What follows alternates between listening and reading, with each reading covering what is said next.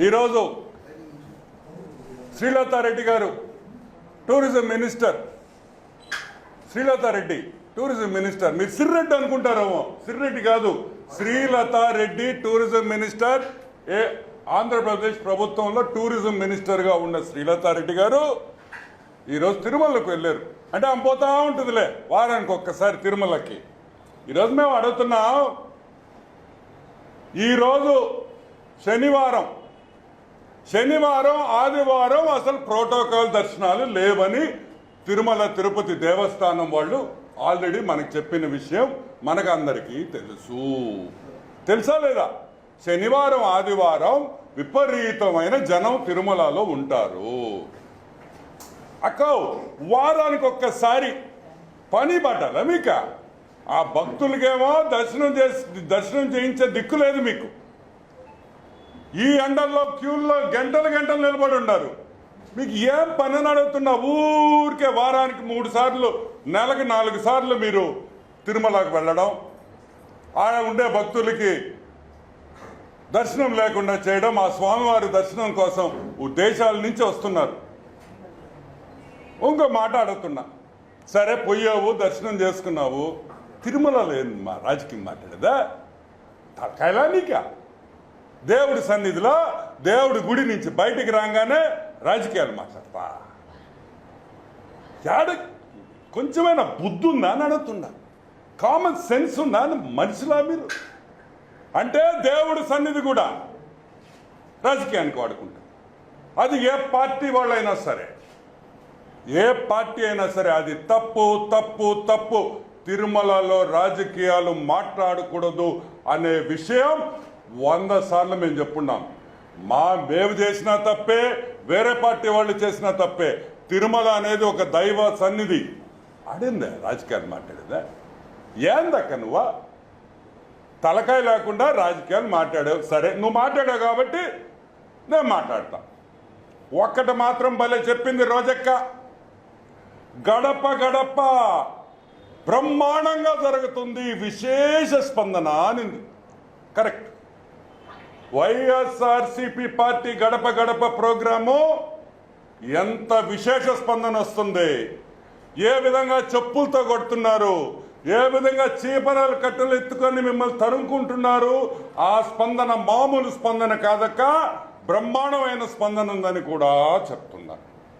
సరే, అచ్చెన్నాయుడు ఏం చేశాడు అక్క? నిన్న అడ్డదిడ్డంగా అచ్చెన్నాయుడు పెరిగాడు.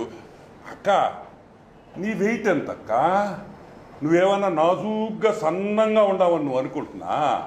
ఎదుటోని విమర్శించేటప్పుడు మన బరువు ఎంత ఉండాము, మనం ఎంత లావు ఉండాము ఒక్కసారి ఆలోచించు. మనం ఎంత లావు ఉన్నామని ఆలోచించి ఎదుటోడు చెప్పు అడ్డంగా దిడ్డంగా పెరిగాడని. నువ్వేం సన్నంగా లేవు, నువ్వు అడ్డదిడ్డంగానే పెరిగి ఉండవు రోజెక్కో. నువ్వేమి 40 kgs ఇదేం కాదు, తవరు కూడా అడ్డంగా దిడ్డంగానే పెరిగి బాగా బలిసి ఉన్నారు. కాబట్టి అచ్చెన్నాయుడు మీద అడ్డంగా దిడ్డంగా పెరిగి అని మాట్లాడితే మేము మాట్లాడగడతాం. సరే, లోకేష్ బాబు చేతగాని దద్దమ్మ. ఏంది? లోకేష్ బాబు చేతగాని దద్దమ్మ.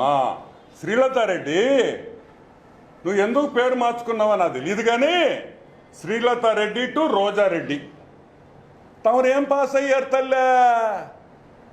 ఏమ్మా ఏం పాస్ అయ్యావు నువ్వు? పద్మావతి కాలేజీలో కదా చదివింది నువ్వు? మా తెలియదు అనుకుంటున్నా. నీ మొత్తం చరిత్ర ఉంది మా దగ్గర. BA సెకండ్ ఇయర్ ఫెయిల్, ఏదా BA సెకండ్ ఇయర్ ఫెయిల్. నువ్వు లోకేష్ దద్దమ్మంటావు. నువ్వు ఏ విధంగా లోకేష్ దద్దమ్మ అని చెప్పావో నాకు అర్థమవుతుంది. నువ్వు BA సెకండ్ ఇయర్ ఫెయిల్ కాబట్టి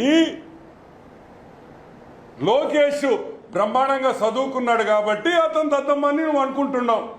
మేబీ నీ వ్యూలో అది వాస్తవమే అవ్వచ్చు. ఈరోజు లోకేష్ బాబు 10th ఫెయిల్ అన్నారు. పొట్టోడు కూడా చెప్పినట్టున్నాడు మా సాయిగడ, పొట్టి సాయిరెడ్డి కూడా చెప్పాడు 10th క్లాస్ ఫెయిల్ అని. అంబాటిగాడు వీళ్ళందరూ. ఈరోజు అడుగుతున్నా, లోకేష్ బాబు ఏం చదివాడో చెప్తా. Carnegie university USA, United States of America 53rd world ranking ఉండే యూనివర్సిటీ. ఎంత? బిఎస్సి చేశాడు. 53rd ర్యాంకింగ్ వరల్డ్ ర్యాంకింగ్లో ఉండే యూనివర్సిటీలో పాస్ అయ్యాడు. అక్కడి నుంచి Stanford graduate school of business, ఇది స్టాన్ఫర్డ్ గ్రాడ్యుయేట్ స్కూల్ ఆఫ్ బిజినెస్లో నంబర్ 3 ఇన్ ద వరల్డ్. ప్రపంచంలో 3వ కాలేజ్ వరల్డ్ ర్యాంకింగ్లో. దాంట్లో ఎంబీఏ చేసాడమ్మా. అక్క ఎంబీఏ.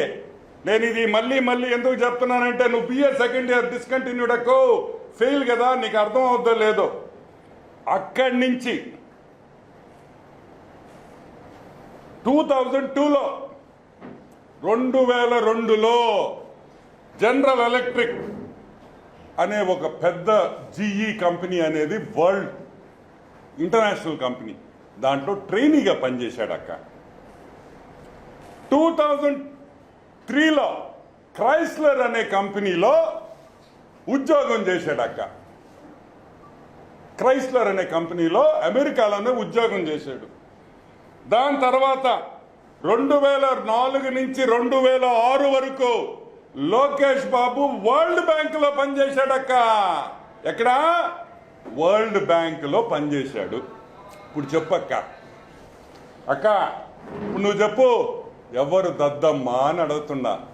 మీ జగన్మోహన్ రెడ్డా, మా లోకేష్ బాబా అని అడుగుతున్నా.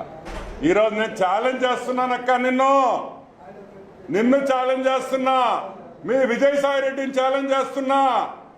ఈ మేము చెప్పిన విషయాలన్నీ సోమవారం రోజు సర్టిఫికేట్స్తో కూడా మేము చూపించేదానికి సిద్ధంగా ఉన్నాం. కానీ మేము అది చేయాలంటే మీరొక పని కూడా చేయాలి.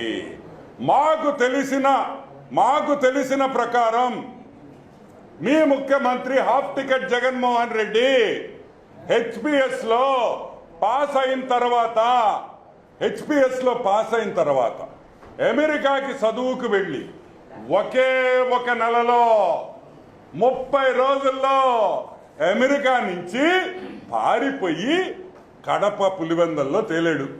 నా వల్ల కాదు బాబోయ్, నేను ఈ చదవలేను, నాకు వద్దురా అని చెప్పి వెనక్కి వచ్చిన మీ హాఫ్ టికెట్ ముఖ్యమంత్రి. అవునా కాదా?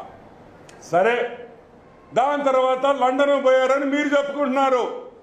చూపించి సర్టిఫికెట్లు అంటున్నాం. ఛాలెంజ్ మేము చూపించేదానికి రెడీ. ప్రతి వెబ్సైట్, కాలేజ్, యూనివర్సిటీ వెబ్సైట్లోకి పోతే లోకేష్ బాబు పేరుందా, లోకేష్ బాబు పేరు లేదా తెలిసిపోదు. ఈ ఛాలెంజ్ మీరు స్వీకరిస్తారా? అంటే జగన్మోహన్ రెడ్డి ఏం చదివాడు, ఏ యూనివర్సిటీలో చదివాడు, ఎక్కడెక్కడ పనిచేశాడు, ఎప్పుడు మళ్ళీ వ్యాపారాల్లోకి వచ్చాడు అనే విషయం మీ సర్టిఫికేట్లతో మీరు ప్రూవ్ చేసేదానికి రెడీగా ఉన్నారా అని నేను అడుగుతున్నా. మీరు రెడీ అయితే మేము రెడీ. విజయసాయి రెడ్డికి మేము రెడీ. విజయసాయి రెడ్డి గురించి మాట్లాడతాం. విజయసాయి రెడ్డి నిన్న ప్రెస్ మీట్ పెట్టాం. సంస్కారం, సభ్యతతో తెలుగుదేశం పార్టీ నాయకులు మాట్లాడటం లేదని ఒక 4-5 పేర్లు చెప్పాం. నేను అడుగుతున్నా,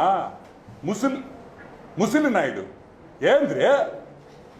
అరే నీ వయసు అంతరే తెలుసు నీకు చంద్రబాబు నాయుడు గారికి ఎంతరే తేడా? 6 ఏళ్ళు. ఇదిగో 1, 2, 3, 4, 5, 6 ఏళ్ళు రా తేడా. నువ్వేమో కుర్రోడివి, చంద్రబాబు గారేమో ముసలి నాయుడు. నువ్వు సంస్కారంతో మాట్లాడటం నీకు తెలీదు. మేము మాత్రం